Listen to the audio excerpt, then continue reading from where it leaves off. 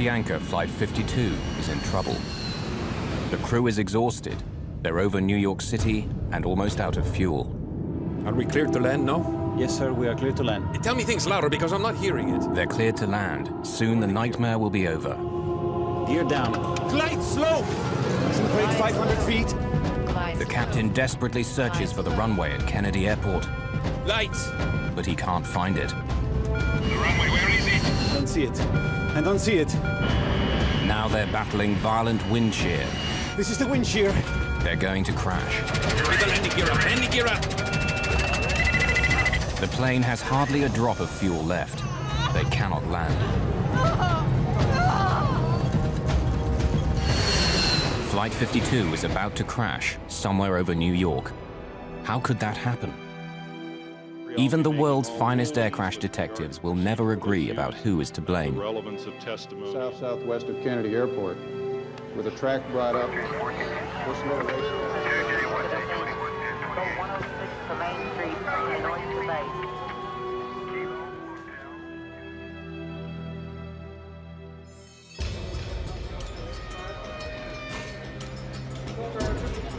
January the 25th, 1990. Air traffic controllers have been nervously tracking a massive low-pressure system approaching the northeast coast of America. There was a system moving through the Great Lakes, moving east. There was a couple other systems converging. And a lot of times they'll converge in the New York area there, and the whole northeast will go down.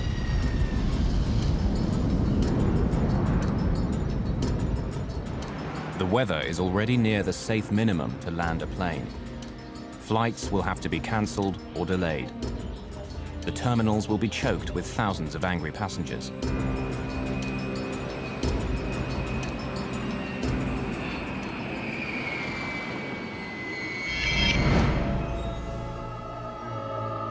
Despite the terrible weather, the air traffic managers in Washington, D.C. order controllers at Kennedy Airport in New York to set a high landing rate. Air travel is vital, and they're under tremendous pressure to delay or cancel as few flights as possible. There's pressure because that's the business they're in. The business is moving passengers from A to B. That's what the airlines are paid, and the controllers are paid to help that work. Management in Washington, D.C. is pressuring New York to take on more flights than they feel is safe. Despite the weather, they want them to land 33 aircraft per hour. We don't like it. We're going to have the worst possible conditions for landing aircraft at Kennedy Airport. We can't use runway 13. We have to use runway 22 because of the conflicts with other airports. And because of the winds, we don't like the rate of 33 an hour. 33 is it, and you'll take it. Scores of overseas flights with thousands of passengers are already on their way. They have to land somehow. What are we going to do with foreign traffic? We'll just give them airborne holes. Well, we know we're going to have wind shear and missed approaches, and this is going to be a very bad day. I've got very bad vibes about this day. No. 33. You'll shake it. And that set the scenario at about 7 or 8 in the morning before we left Medellín. At 7 or 8 in the morning, the scenario was set for this accident to happen. But within the next few hours, fog and low clouds have closed the main runway at JFK. Now, whatever their bosses say, the controllers won't be able to land 33 aircraft an hour.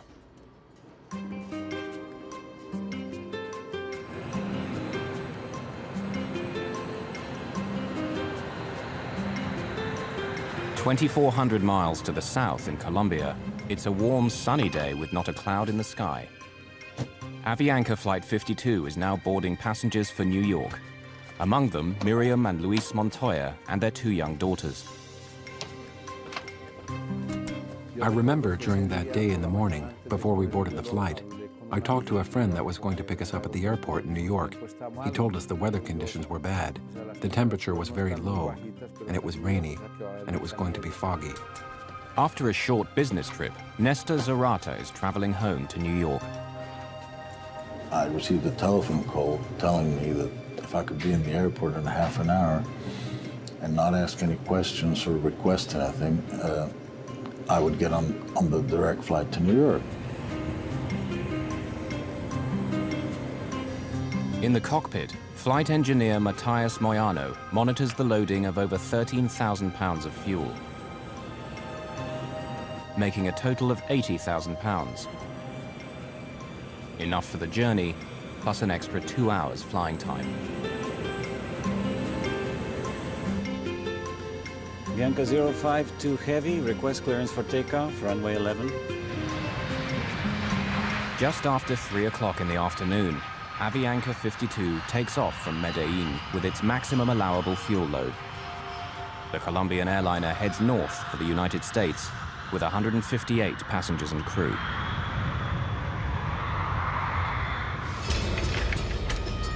By early evening, deteriorating weather has made flight operations at JFK appalling. Continue to the left, heading 230 vectors and holding for Cameron again. With no way of turning back the overseas flights, aircraft are forced to circle round endlessly, waiting to land. Turn left. There is a wind shear alert on final at 1,500 feet. Turn left. Controllers work frantically to keep track of the growing number of aircraft now in the skies over New York. 251, you are clear to land. When Mother Nature gets involved, problems develop.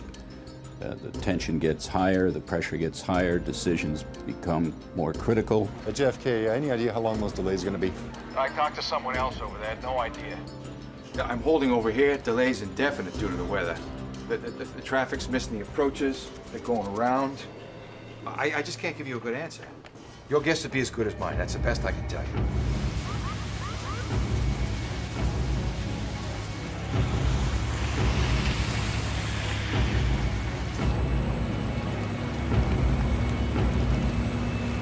JFK Airport in New York now only has one runway for landing, and aircraft are queuing up to use it. In the near blackout conditions, several planes have to abort their landings, which only adds to the delays.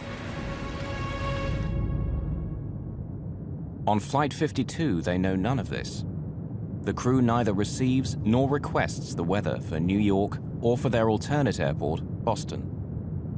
In this case, Avianca 52 had the capability of calling several different stations or could have called their own dispatch operation in Miami and got an update on the weather. We don't really have any evidence that they checked with anyone to get the updated weather for JFK and their alternate Boston. It's inconceivable to me that someone with a responsibility of other people's lives would fly into a deteriorating condition without checking about, hey, do we have a way out of this place?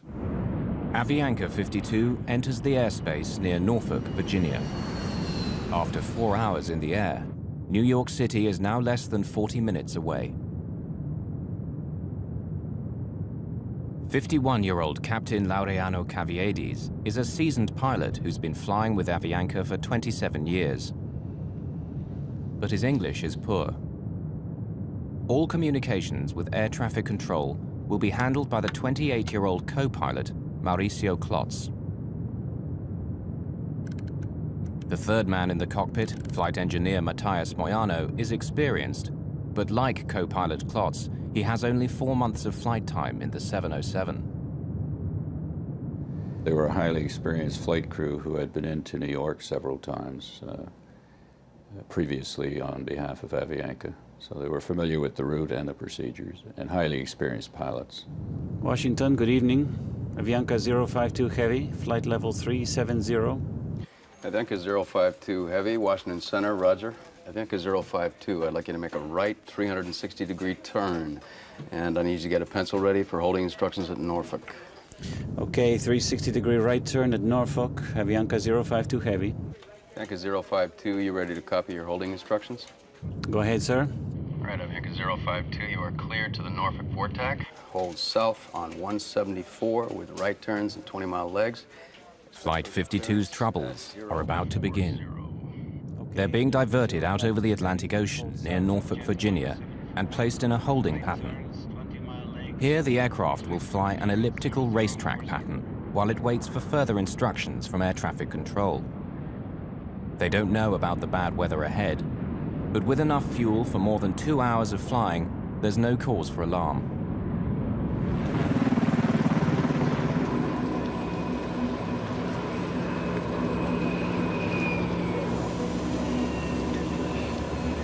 This area in the northeast corridor of the United States is one of the most congested airspaces in the world. Incoming traffic from overseas is routinely directed through a pipeline of controllers before being cleared to land at one of 3 major airports in the New York area: JFK, LaGuardia, and Newark. Tonight, Avianca 52 will come under the direction of more than 6 controllers, each of whom is trying to get the aircraft now circling over New York safely down on the ground. We just got off the line. It's indefinite holding at this time. 080.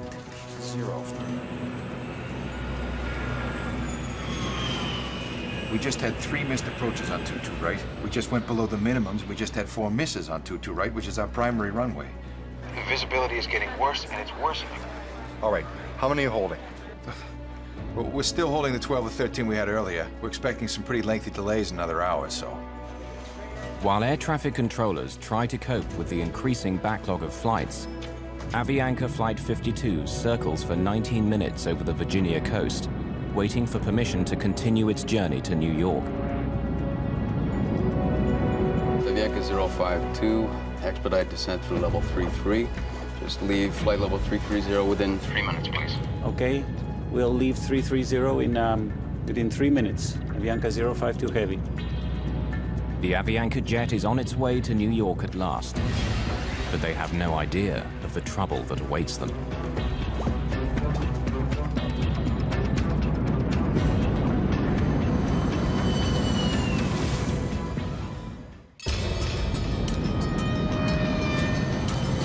Avianca Flight 52 is on its final approach to New York, unaware that conditions for landing at JFK are barely above the safe limits to land a plane.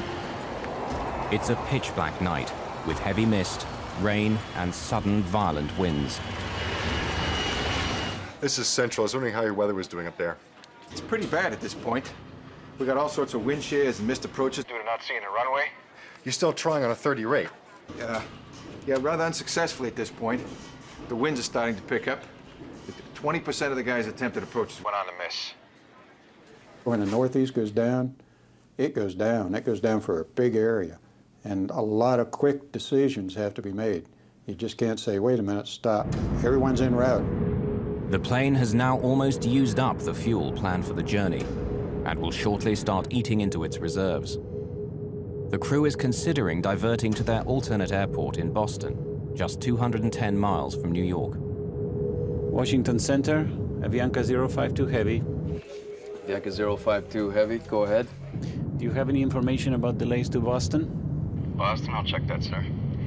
Thank you. The Washington controller asks his assistant to check on the conditions at Boston, but he gets distracted juggling other aircraft and forgets all about Avianca's request. While Flight 52 is left waiting for an answer that never comes, their precious fuel supply is slowly draining away. Ask him about Boston again. Did you ask about delays at Boston, or are we going to approach Kennedy? Okay, Avianca 052, it looks as though New York Center may have to hold you for possibly up to 30 minutes. You can expect clearance on course just momentarily with, Stands right now, an additional holding of at most 30 minutes. With that in mind, do you want to check on an alternate airport? I believe Boston is. I'll check on Boston. Okay. We're now descending to 190 and expecting information about Boston. Okay, Avianca 052, I've been advised Boston is open and accepting traffic if you do need that as an alternate airport. Okay, stand by a minute. Flight engineer Moyano begins to calculate how much fuel they'll have after an additional 30 minutes of holding. Even before they can respond, Washington Control directs them to another holding location.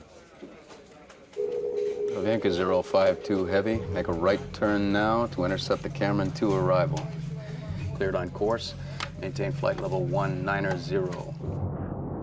Flight 52 is now off the New Jersey coast in an area known as Cameron, less than 45 miles from Kennedy Airport, but it seems as far away as ever.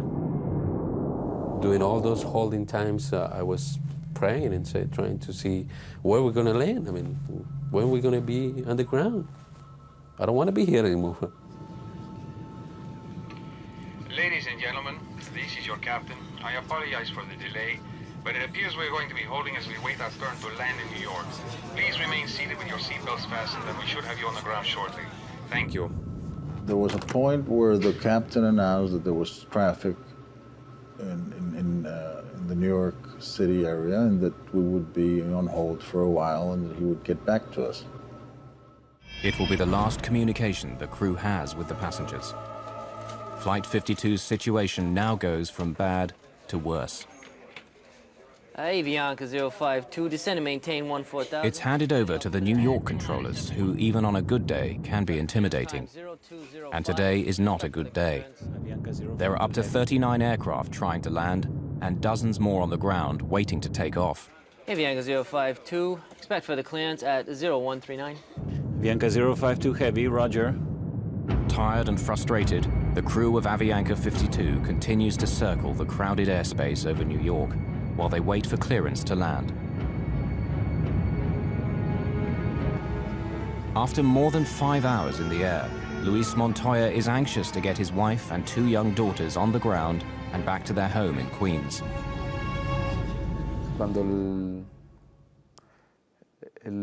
As the flight started to prolong, we started to feel uneasy. My wife was carrying the baby at all times, and we were wondering what could be happening. After all, they weren't giving us any information, and most people began to feel nervous. New York Center finally gives the crew of Avianca 52 the message they've been waiting for. Avianca 052 Heavy, Aviar Kennedy is 2,400 feet. Can you accept an approach? That's an affirmative, sir. They think they're finally in the clear. Then, calamity. The foul weather and zero visibility forces several aircraft just ahead of them to abandon their landing attempts and make a second attempt. The controllers have bad news for the Colombian airliner. Avianca 052, continue to the left, heading 230 vectors, holding at Cameron again. Another hold. Okay, 230 vectors for holding at Cameron. Kennedy, Avianca 052. Avianca 052, go ahead. Thank you, sir. You have any estimates, sir? Avianca 052 Heavy, I might be able to get you in right now. Stand by. Thank you. The crew wait silently and hope. But when the reply comes, it's more bad news. Avianca 052, we just got off the line. It's indefinite holding at this time. The Avianca 052, turn left, heading 090, hold at Cameron, maintain 1000. They've been held up for 48 minutes on the way here. Now they've been circling around for another 25 minutes, only a few miles from the safety of JFK Airport. They were progressively moving toward JFK, and they were held in the air for 3 times. This certainly would put some stress on the crew as to the fact they want to go from A to B. They don't want to fly in a racetrack for an hour just holding. At 8:55, the cockpit voice recorder begins recording the last 40 minutes of Flight 52. The crew at this stage seem resigned, or are perhaps too timid to complain. Moments later, Avianca is given more unwelcome news. Avianca 052, expect further clearance time 0205. Expect further clearance in 20 minutes. It's now that the stress level in the cockpit begins to rise. 0205. Well, I think we need priority. We are passing out of fuel. Avianca 052, roger. How long can you hold and what is your alternate? Okay, stand by a minute. The flight engineer quickly calculates the remaining fuel. Yes, sir, I will be able to hold for 5 minutes. That's all we can do. Avianca 052, roger. And what's your alternate? We said Boston. But it's full of traffic, I think. Avianca 052, say alternate again. It was Boston, but we can't do it now. We'll run out of fuel. Avianca 052, cleared Atlanta Kennedy via heading 040, maintain 1000 at speed 180. The Avianca crew, when they felt that they were being handed off to an approach controller now and given a heading and a lower altitude, I'm sure in their minds they thought, well, they even commented on the cockpit voice recorder, we're being handled or we're being taken care of. It's okay if I send 4 more your way? Casino, I'm back in the hold again. I got phone in the stack and there's no end in sight. I can't keep you times. I'd be guessing if I did. This guy's killing me. Avianca 052 only has 5 more minutes in the hold. You gonna be able to take him, or I'll set him up to his alternate? What is his speed now? I'm not sure, to be honest with you. Holding speed. Slow him to 180 and I'll take him. Say again? Slow him to 180 knots and I'll take him. You guys holding a lot? Man, we're holding all up and down the coast. Ah, that's good practice, man. But in this critical handoff from one controller to the next, there is no specific mention of Avianca's critically low fuel. Nobody told the next controller that. So the next controller, when Avianca came in on the frequency, the controller just said, right, I've got you, proceed to Kennedy, or I'm going to put you in a hold, and put him in a holding pattern over the last approach fix. The options were gone. Now the aircraft could only get into Kennedy. Avianca, descend and maintain 7,000. Descending to 7,000, Avianca 052 Heavy. Avianca 052, before you go, there is a wind shear alert On final at 1,500 feet. Turn left, heading 090. Left, heading 090, Avianca 052 Heavy. The high-level wind shear was passed on early on, so he was aware of that. But the low-level wind shear below 500 feet was not passed on. During the entire flight from Colombia, the plane's autopilot has been unusable. It was reported after the last flight, but Avianca's maintenance men failed to fix it. After more than 6 hours of flying manually, the physical and mental stress is beginning to take its toll on Captain Caviedes. To me, it's inconceivable someone would have to fly at Boeing 707 without an autopilot. I mean, that's a high workload in smooth air. After more than an hour and 17 minutes waiting for clearance to land, the crew of Flight 52 believe controllers on the ground are at last aware of their fuel emergency and are clearing the 707 for a priority landing.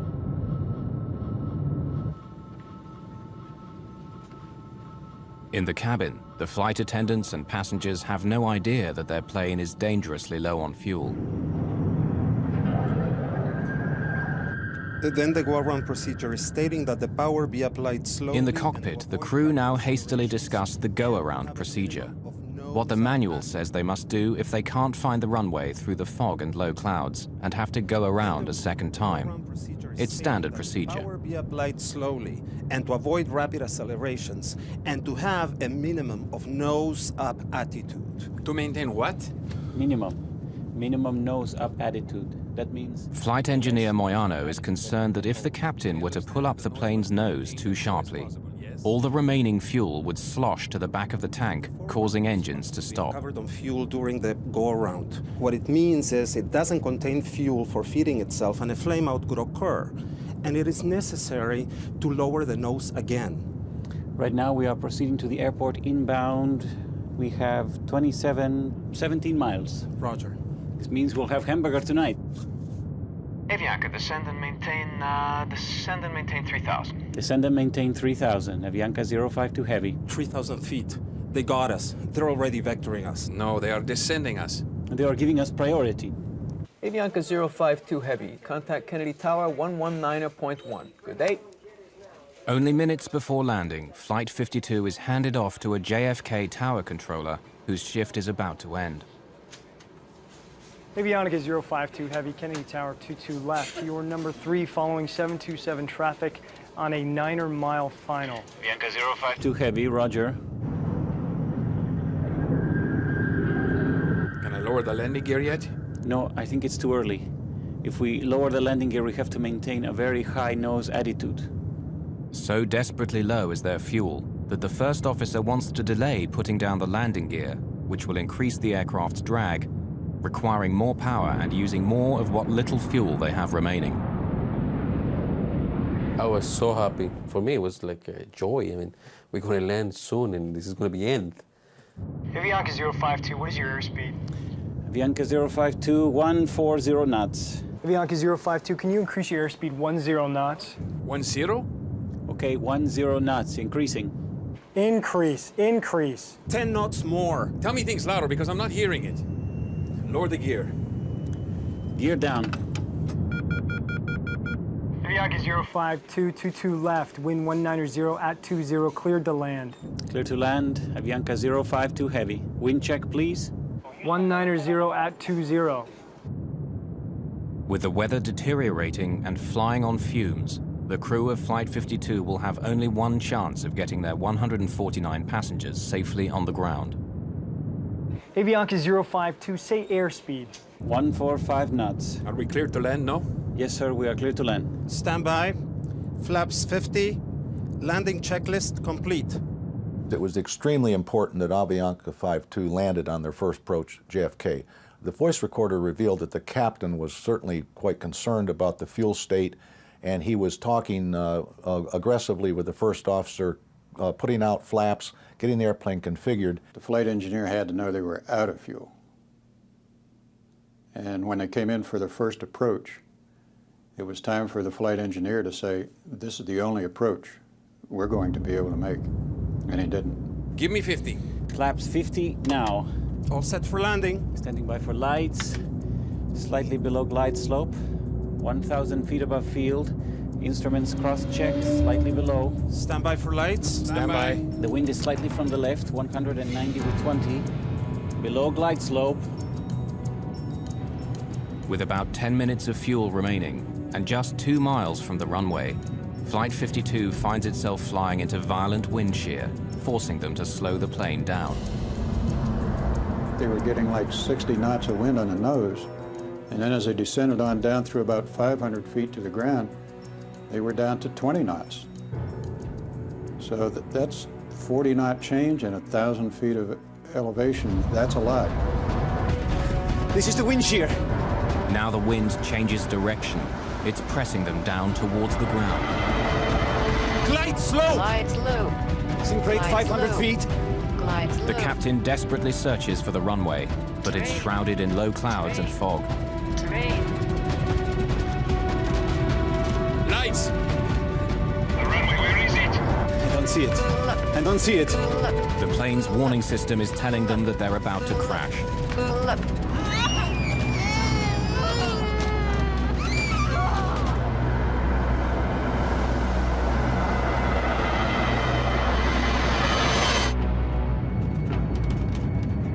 Glide slope! Sink rate 500 feet. Just 2 miles from touchdown, Flight 52 has been caught in violent wind shear. To save the plane, Captain Caviedes applies full throttle, burning up more of the plane's precious fuel. Give me the landing gear up, landing gear up!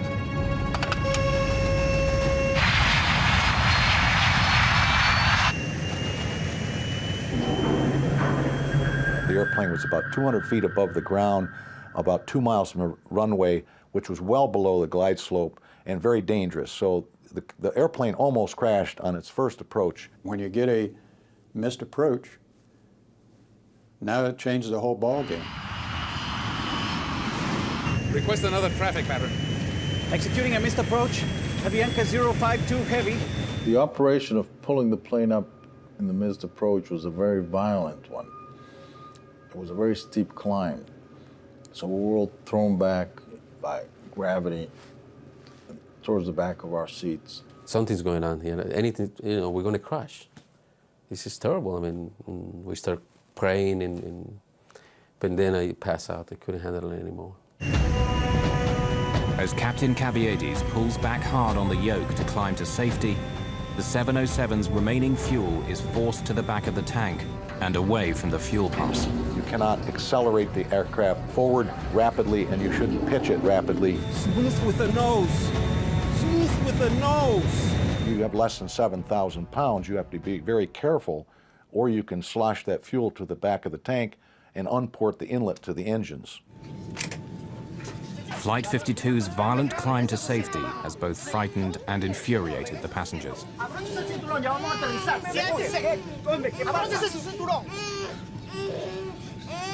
My baby Daniela also started to feel uneasy and began to cry. We began to get the feeling that something was about to happen.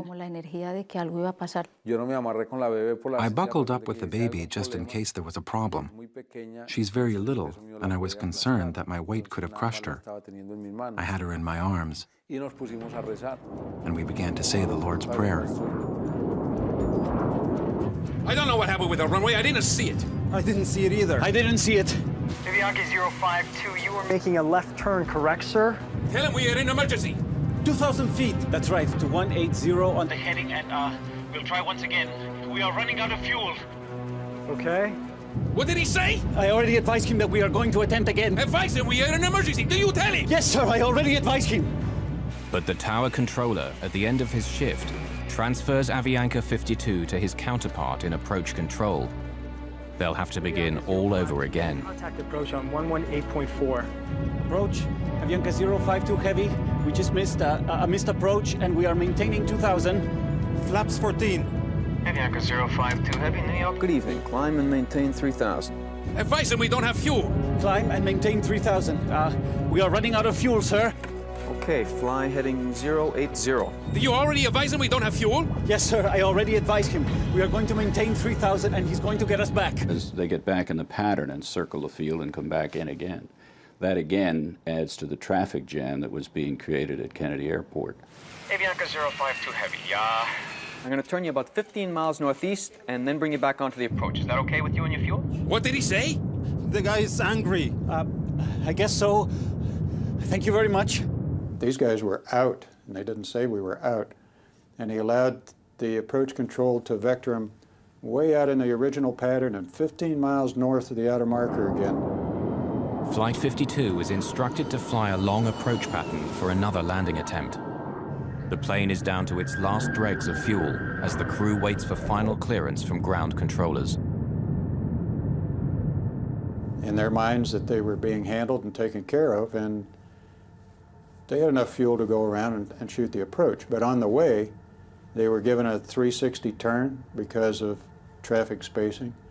And then they were run way out towards Long Island and vectored all around, which was equivalent to holding for another 15, 20 minutes. Did you get clearance yet? Can you give us a final yet? Avianca 052 heavy. Avianca 052. Affirmative, sir. Turn left, heading 040. Climb and maintain 3,000. Negative, sir. We are running out of fuel. Okay, turn left, heading 310, sir. Set flaps 14. Okay, and you're number 2 for the Approach. I just have to give you enough room so you can make it without having to come out again. Okay.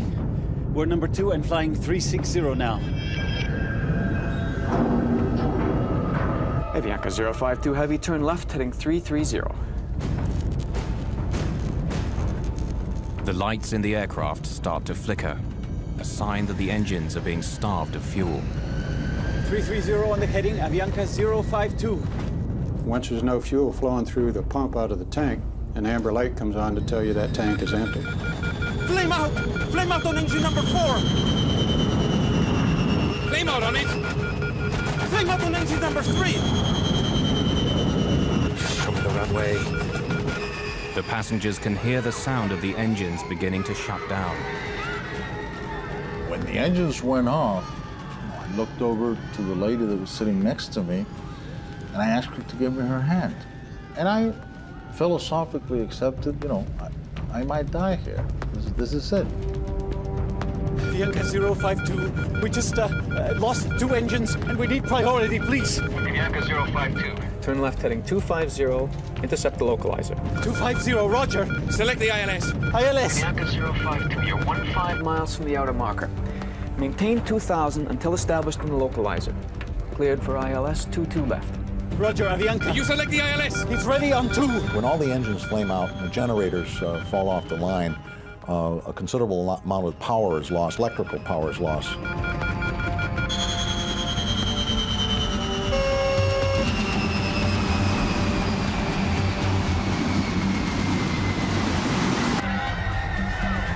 In the cabin, the screams, the crying, and then this terrible sound of the wind against the fuselage as the plane drops from the sky.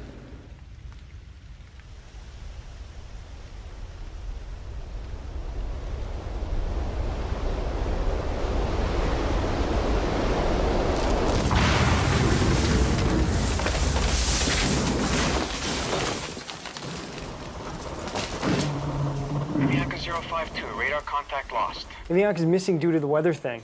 Yeah, Avianca 52 lost an engine. We're trying to find out why. Yeah, we're no longer talking to Avianca. He's 15 northeast of Kennedy. Ah, wonderful.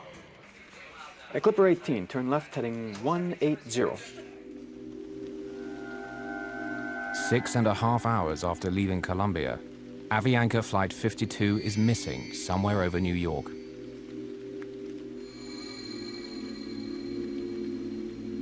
Yes, hello. I live in Cove Neck in Oyster Bay, and there is a plane crashed in our yard in front of our house. When I woke up, the first thing that I did, I put my hand over here in my back, and I was bleeding. I said, "Oh my God, we crashed." Both my legs were broken, and I had, blood all over the place. El asiento en el que estaba sentada la hija mía, sí recuerdo que estaba. The seat where my daughter was sitting was totally destroyed by pieces of steel that happened to have come from the wing. Pedazos de hierro que entraron del ala y lo. I found my baby Daniela amongst the pieces of a torn-up, twisted chair. And I picked her up like this, and she was drenched in blood. Bañada en sangre. Avianca Flight 52 has crashed on Long Island, New York, less than 17 miles from JFK Airport. From deep in the woods, medical technician Bob O'Brien can hear the survivors before he can see the shattered 707. What I first heard was there were just some people who were crying in pain, but it was apparent immediately what had happened when the plane hit the mountain and just stopped dead. It just fell out of the sky. That's how witnesses describe the crash of Avianca Flight 52, a strangely silent crash. There was not a big fire here. That will make it easier for investigators to examine if there were any gas or engine problems. There have been reports of lightning in the area just before the plane went down. The spokesman for the controllers union says that Kennedy is critically understaffed, a problem that is compounded by bad weather. Rescuers have not yet given up on finding more victims. Lo primero que me acuerdo es que yo miro y First thing I remember is that I looked up and I saw a priest. He was praying for me and I was lying down on the ground. Right above us, I saw 3 or 4 helicopters flying over us. 3 o 4 helicópteros volando encima mío.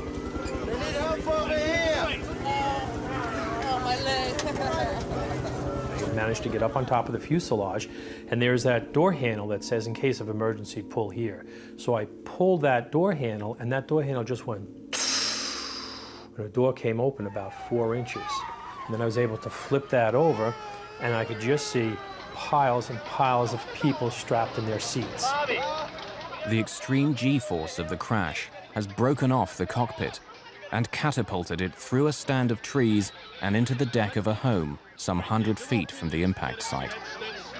We couldn't get into the cockpit to get to the pilot and the co-pilot. All those chairs, they all just hit that cockpit door and just piled into that fuselage, and just all that added weight and all that inertia now just took over in the front of that and just popped it off, and it rolled to its left side and stopped up against the tree.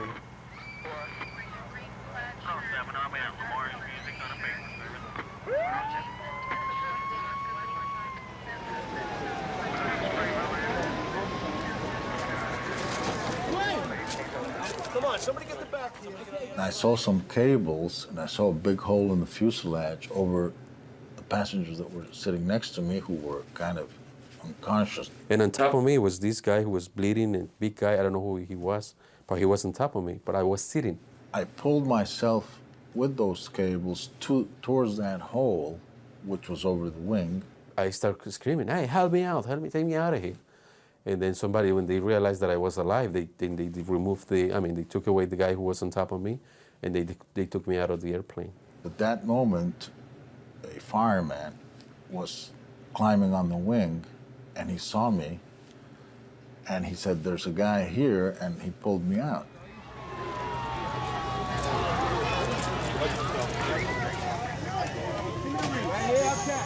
37 fire and rescue companies from Nassau County are quickly mobilized. The rescue is the largest pre-9/11 operation of its kind in the New York area. That little girl was sitting up on the fuselage and she was crying, mi madre, mi madre. And that imprint of horror just was, you know, you just in your mind's eye focus right back in on, I saw mi madre, I saw her mother. And I know what that little girl was seeing. It was horrible enough for me, and I'm a professional rescuer. I realized that my baby was dying, so I began to scream. Please help me. I had the baby here, please.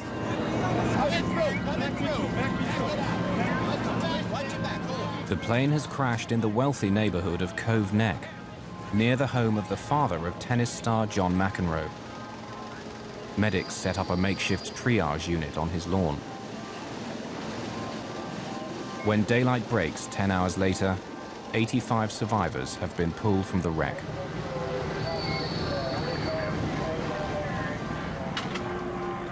The lead flight attendant is the only member of crew to survive the crash. Of the 11 babies on board Flight 52, all but one are found alive. Among the dead are several passengers with drugs hidden inside their bodies. Known as drug mules, they're poor people paid by the Colombian drugs cartels to smuggle cocaine into the United States. It became an issue later on. They posted police officers at the morgue because they were afraid that the drug cartel would come in and try to steal the bodies because they were worth $1 million apiece and they were waiting for this shipment, and there were a lot of them.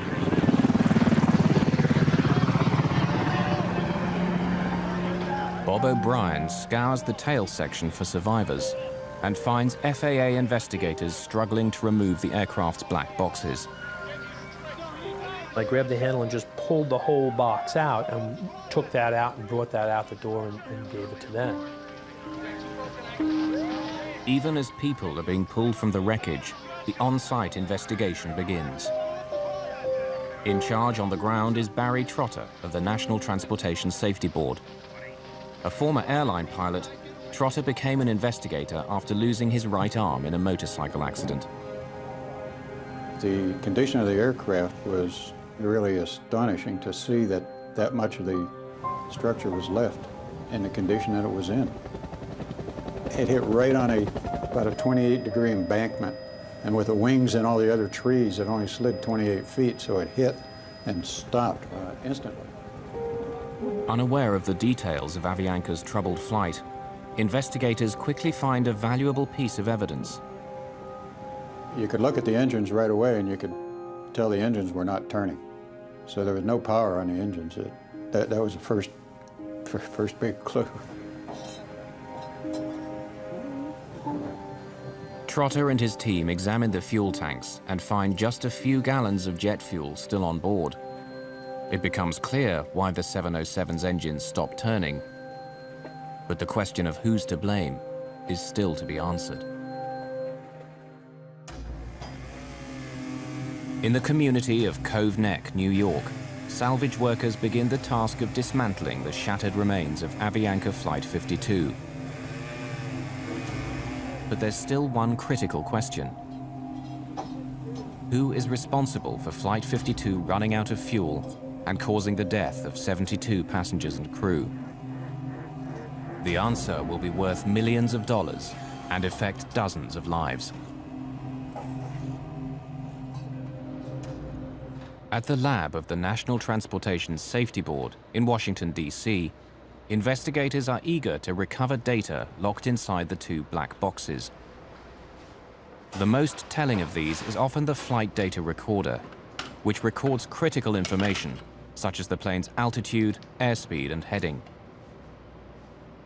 When we recovered the flight data recorder and brought it to our lab in Washington, we opened it and found that the foil wrap was not hooked up. So someone had actually intentionally taped the end of the foil so it wouldn't fly around and put it back in the airplane.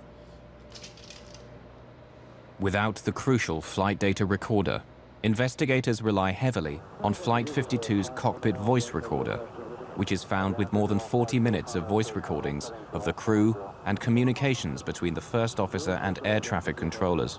Yes, sir. We are clear to land. Stand by. All set for landing. Below glide slope.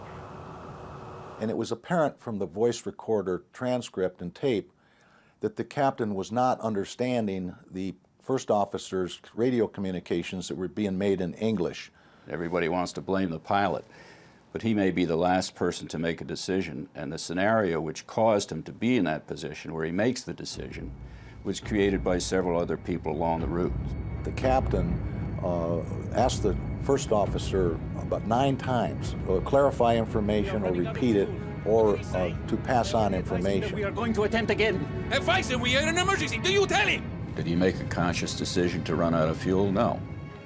He was sucked into a situation by the air traffic controllers where he ran out of fuel. Once the airplane got into the JFK area, there was certainly a serious breakdown in communications on the part of the pilots within the cockpit, on the part of the pilots talking to controllers, and controllers talking to the pilots, and the controllers amongst themselves, because there were handoffs and some of the urgency was not passed on within the controllers system. So we had multiple breakdowns in multiple areas here that ultimately led to this accident. Slow! The cockpit voice recorder reveals a crew desperate to land the 707 in near zero visibility and in extreme wind shear without the aid of an autopilot. In this case, the captain had a difficult time maintaining the glide slope during the approach with the wind shear, didn't see the airport, and had to make a go-around. That almost doomed the airplane at that point.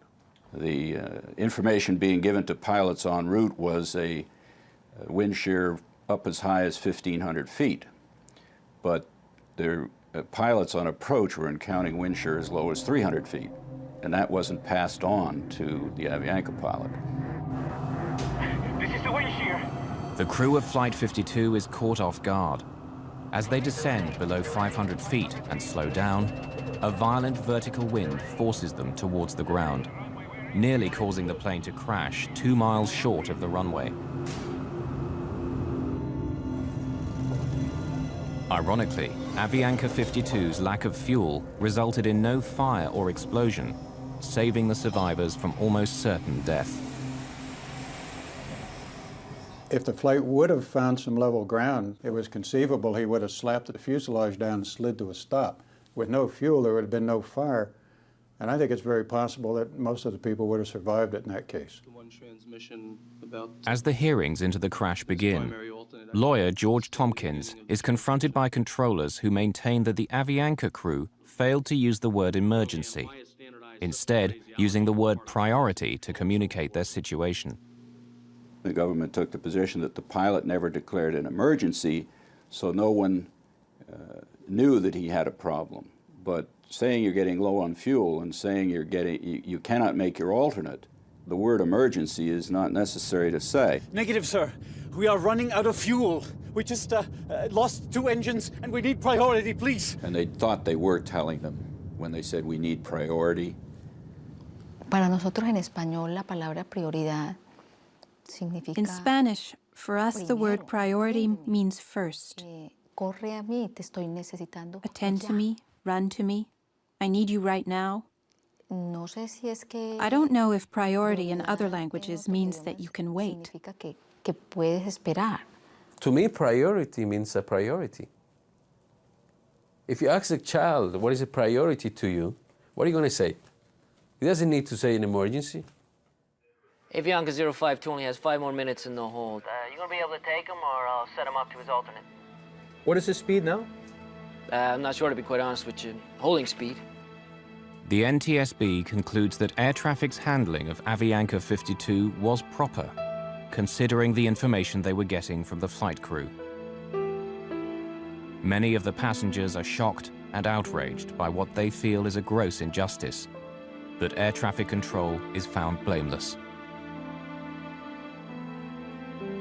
Avianca sues the Federal Aviation Administration, which employs the air traffic controllers, saying they should have done more when Flight 52 told them they were running out of fuel. The FAA settles and ends up paying around 40% of the estimated $200 million compensation due to the victims. If you listen and read the tapes, the transcripts of the tapes of each air route traffic control center along the route, and the final to New York TRACON, New York Tower, Kennedy Tower, you'll find 20 places where this accident could have been avoided if somebody had done something differently. Among the 85 survivors who escaped the shattered remains of Flight 52 are the Montoya's two daughters.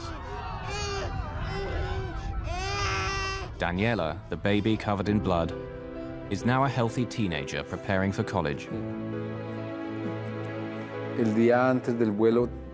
The day just before the flight, we took a long trip to visit the Virgin Mary. This is a very important sanctuary in Medellín. Perhaps it was a miracle of God and the Virgin that the four of us survived. It was a miracle, and we feel blessed by that. For many of the survivors, recovering from their injuries has been easier than coming to terms with the reason why Flight 52 ran out of fuel. I had to learn to walk from scratch. It's difficult enough to deal with the injuries. It makes me very angry to think that a plane went down with 161 souls and had almost half the people lost their lives because of a word.